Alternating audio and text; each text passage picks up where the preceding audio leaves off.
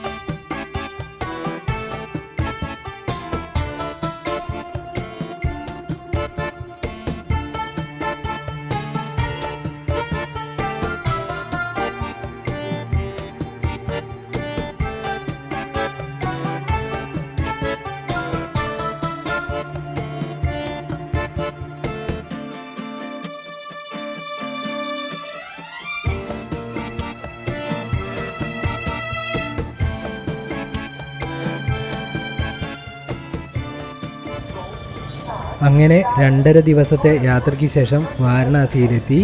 ഇതാണ് Varanasi railway station. ഇനി ഇവിടെ നിന്ന് ഓട്ടോയിൽ നമുക്ക് കാശി വിശ്വനാഥ ക്ഷേത്രത്തിനടുത്തേക്ക് പോകണം.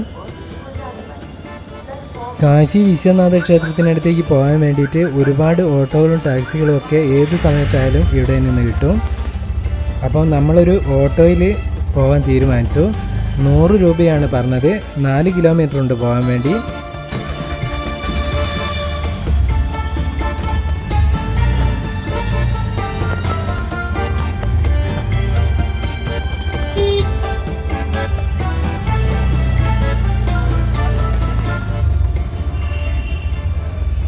അപ്പം നമ്മളിപ്പോൾ ഇവിടെ ഇറങ്ങുമ്പോൾ രാത്രി 11 മണിയായേ. പക്ഷേ റോട്ടിലൊക്കെ നല്ല തിരക്ക് ഇനിയാണ്, ബ്ലോക്കും കാര്യങ്ങളൊക്കെ തന്നെയാണ്. ഇനി ക്ഷേത്രത്തിനടുത്തേക്ക് പോയി ഒരു റൂം കണ്ടെത്തണം. എന്നിട്ട് വേണം സമയമുണ്ടെങ്കിൽ നമുക്ക് ഗട്ടുകളൊക്കെ അങ്ങോട്ടൊന്ന് പോയി കാണാൻ നോക്കണം. അപ്പോൾ നമ്മളിങ്ങോട്ട് വന്നത് എറണാകുളത്ത് നിന്ന് നിസാമുദ്ദീൻ വരെ പോകുന്ന മംഗൾദ്വീപ് എക്സ്പ്രസ്സിലാണ്. അവിടെ കോഴിക്കോട് നിന്ന് നമ്മൾ ഇറ്റരാസി എന്ന് പറയുന്ന ഒരു ജംഗ്ഷനിൽ ഇറങ്ങി. അവിടെ നിന്ന് ഇറ്റരാസി നിന്ന് വാരണാസിക്ക് മറ്റൊരു ട്രെയിനിലാണ് വന്നത്. അപ്പം കോഴിക്കോട് നിന്ന് ഇറ്റരാസി വരെ സ്ലീപ്പറിന് 805 രൂപയും അവിടെ നിന്ന് വാരണാസി വരെ, അതായത് ഇറ്റരാസിയിൽ നിന്ന് വാരണാസി വരെ 580 രൂപയും, ടോട്ടൽ 1385 രൂപയാണ് ഒരാൾക്ക് സ്ലീപ്പറിന് വരുന്നത്.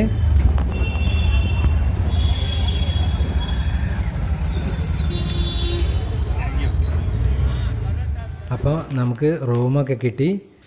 നമ്മൾ ബാഗൊക്കെ റൂമിൽ വെച്ച് ഇപ്പോൾ നമ്മളുള്ളത് ദശാശ്വമേധ് ഘട്ടിലാണ്.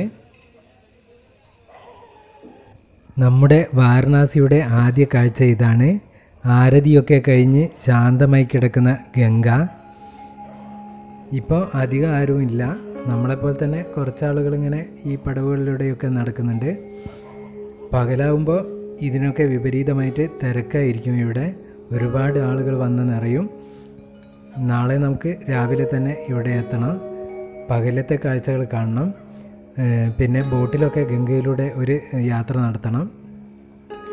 അപ്പോൾ ഇന്ന് ഈ കാഴ്ചകളൊക്കെയാണ് നമുക്കുള്ളത്. ബോട്ടുകളൊക്കെ ഇങ്ങനെ സഞ്ചാരികളെ കൊണ്ടുപോകുന്ന ബോട്ടുകളാണ് ഇതൊക്കെ.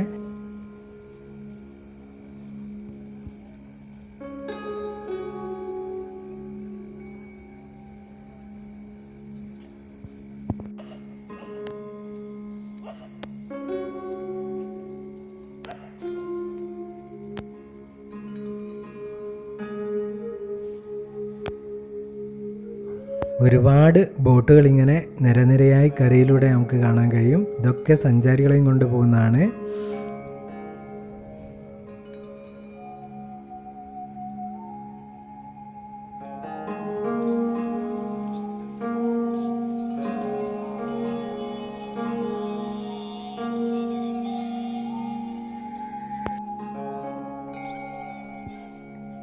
ഇതൊക്കെ ഓരോ ഘാട്ടുകളാണ്, ഓരോരോ പേരുകളിൽ അറിയപ്പെടുന്ന ഘാട്ടുകളാണ് ഇതൊക്കെ. ഇവിടെ ഒരുപാട് ഘട്ടുകളുണ്ട്. ഒരു 5-6 കിലോമീറ്ററുകൾ നീളത്തിൽ ഘട്ടുകൾ തന്നെയാണ് ഈ ഗംഗ തീരത്ത് കൂടെ. ഈ പടവുകളെയാണ് കേട്ടോ ഈ ഗംഗയിലേക്ക് ഇറങ്ങിക്കിടക്കുന്ന പടവുകളും ഇതൊക്കെ ചേർന്നതാണ് ഘട്ടുകൾ എന്ന് പറയുന്നത്. അപ്പോൾ നമുക്ക് കുറച്ചുകൂടി മുന്നോട്ട് പോയി നോക്കാം.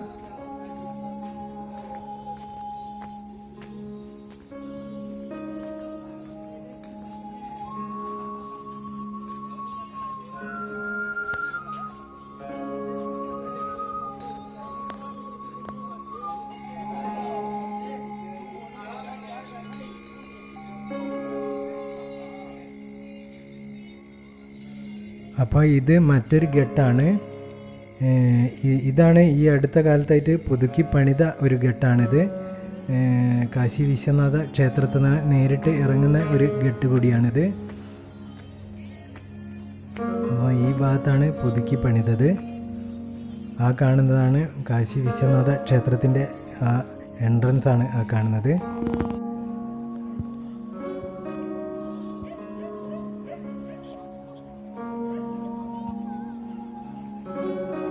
അപ്പോൾ ഇതാണ് കാശി വിശ്വനാഥ ക്ഷേത്രത്തിൻ്റെ മെയിൻ എൻട്രൻസ്. ഇതാണ് മണികർണിക ഘട്ട്. നമുക്ക് കാണാൻ കഴിയും ഇപ്പോഴും പൊഴിഞ്ഞുകൊണ്ടിരിക്കുന്നത്. ബോഡിയൊക്കെ ദഹിപ്പിക്കുന്ന സ്ഥലമാണ്. അപ്പം നമുക്ക് നാളെ അങ്ങോട്ട് പോകാം. ഇപ്പം നമ്മൾ അങ്ങോട്ട് പോകുന്നില്ല.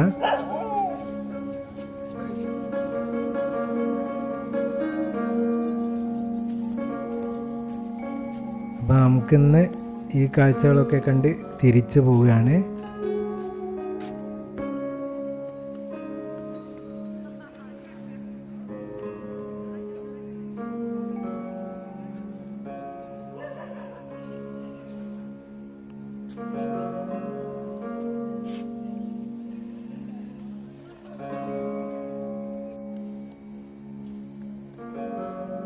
അപ്പം ഗംഗയുടെ ഘാട്ടുകളിലൂടെയുള്ള രാത്രി കാഴ്ചകൾ ഇവിടെ അവസാനിക്കുകയാണ്. നാളെ നമുക്ക് പകൽ ഇവിടെ വരണം. അതിമനോഹരമായ കാഴ്ചകളായിരിക്കും. ബോട്ടിലൂടെയുള്ള യാത്ര, ഘട്ടുകളിലൂടെ നമുക്ക് ഒരുപാട് നടക്കണം ഇങ്ങനെ ആ കാഴ്ചകൾ. അപ്പോൾ അതിമനോഹരമായ വീഡിയോ ആയിരിക്കും നാളെ ഉണ്ടാവുക. അപ്പോൾ ഈ വീഡിയോ ഇഷ്ടപ്പെട്ടാൽ ലൈക്ക് ചെയ്യുക. സബ്സ്ക്രൈബ് ചെയ്യാതെയാണ് വീഡിയോ കാണുന്നതെങ്കിൽ സബ്സ്ക്രൈബ് ചെയ്യുക. വീഡിയോയെക്കുറിച്ചുള്ള അഭിപ്രായങ്ങൾ തീർച്ചയായും രേഖപ്പെടുത്തുമല്ലോ.